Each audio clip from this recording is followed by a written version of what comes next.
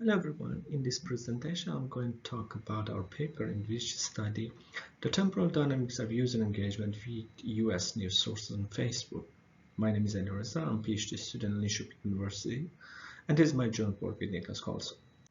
Starting with the motivation, a recent study published by Pew Research Center has reported that 74% of the Americans consider the spread of online misinformation a significant problem. On the other hand, the same study reports that 66% of the Americans obtain their news through social media. This clearly shows the need to augment current disinformation detection systems. To address this issue, different features has been considered by prior work. Some work on content analysis using NLP techniques to classify the news. Some work on the source of the news to classify it, or the publisher of it. Some work on the users who share it and the network between them, and some work on the engagement of the user with different classes of news. As an example, a recent study in IMC by Adelson and colleagues has provided valuable insights on significant differences that exist with user engagement with different classes of news on Facebook. Yet, to the best of our knowledge, there are no works on studying the temporal patterns of user engagement with different classes of news. Therefore, in this work, we are studying and reporting many significant temporal patterns in user engagement with different classes of news. By temporal patterns, we mean the dynamics of user engagement and interaction level, meaning that, for example, when a specific Facebook post shares a specific kind of news, how the temporal patterns of user engagement with that specific kind of news changes over time. By engagement, we refer to all kind of interactions, such as the number of shares, likes, comments, or any kind of emoji-based interactions, such as vows, or angries, or loves, or sads, which is used on Facebook. And for classification of the news, we consider two dimensions, which are reliability and bias. By reliability, we refer to the degree of factual reporting. For example, news can be fake or true. And by bias, we refer to tendency of the journalist to favor one political side or the other. For example, left and right can be the dimensions, two classes of bias. In terms of method, we first received 27K individually evaluated news articles classified along both the bias and reliability dimensions from advantage media organizations. We then classified the articles to 5 classes of bias and 4 classes of reliability. The bias classes are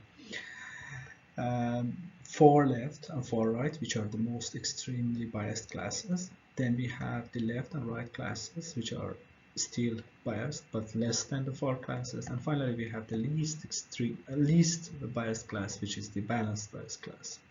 In terms of reliability, we classified the articles to 4 classes of four sort of classes of most unreliable, unreliable, reliable, and most reliable class. As the next step, we collected all the Facebook posts which were sharing those articles. We received these Facebook posts from CrowdTangle, which is a social media analysis platform managed by Facebook. And then we collected the temporal dynamics of each of the user interactions, like likes, shares, and everything else, along until 21 days after their publications.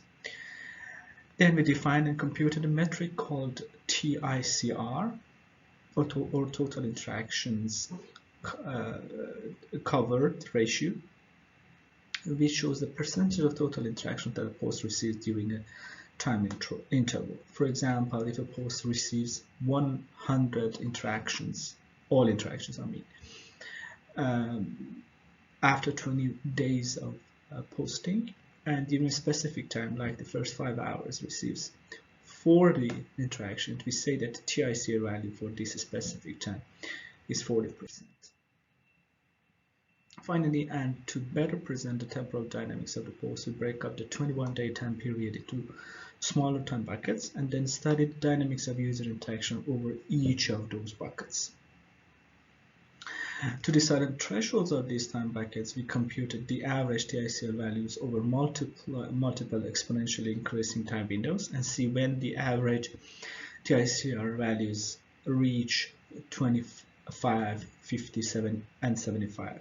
As shown in this figure, we finally decided on the first 1 hour and 17 minutes after publication as the first bucket, between 1 hour to 5 hours as the second bucket, 5 hours until 17 hours as the third bucket, and finally 17 hours upward, 21 days after publication as the last bucket.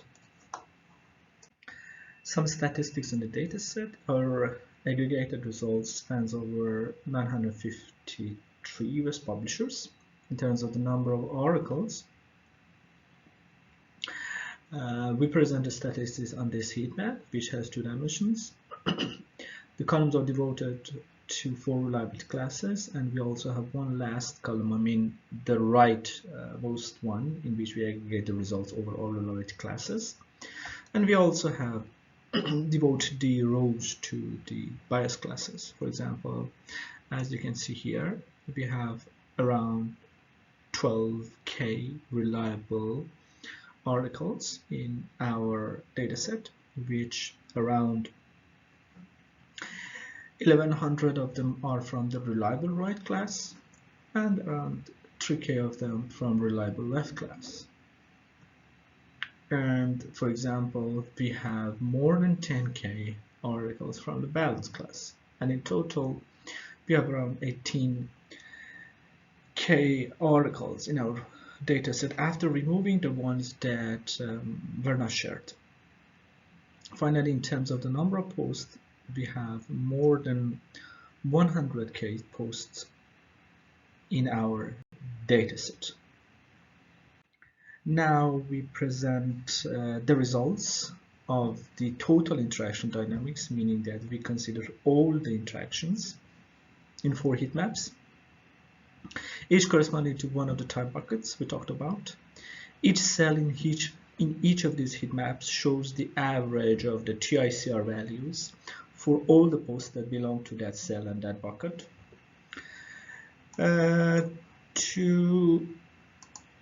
For example, as expected here, when we consider all the posts, the TICR value should be around 25, not exactly, but around 25%. To show the statistical significance and reliability of the results, we used asterisks and triangles. Here we use asterisks and triangles to show the statistical significance of patterns within each bucket and between the buckets. More specifically, we mark a cell with asterisks if the coefficient of variation is small, less than 4%, and therefore the value is statistically significant. More than the asterisk, the cell receives a triangle if the mean of that cell in the current bucket is statistically significant. It is statistically significant different than the previous bucket at 95% confidence interval. A few of the patterns we want to mention. For example, in the first bucket, we see a positive correlation between the average TICR values and the reliability of the news.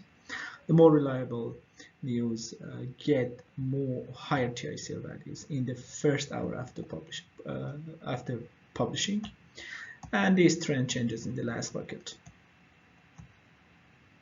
And this is not surprising, as we can see there is a significant uptrend for the most unreliable class and a significant decreasing pattern for the most reliable class. Another point we want to mention is that, as seen here, the balanced class gets higher values of TICR values in the first hour after publishing, and the trend changes in the last bucket. One other thing that we want to mention is that for many of the cases, they deviate from the parent class that they belong to.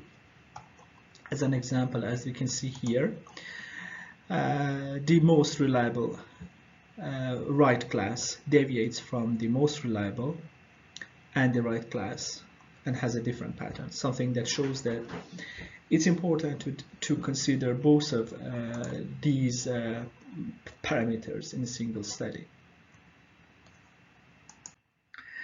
More than the total interactions, we also have presented the results for individual interaction types.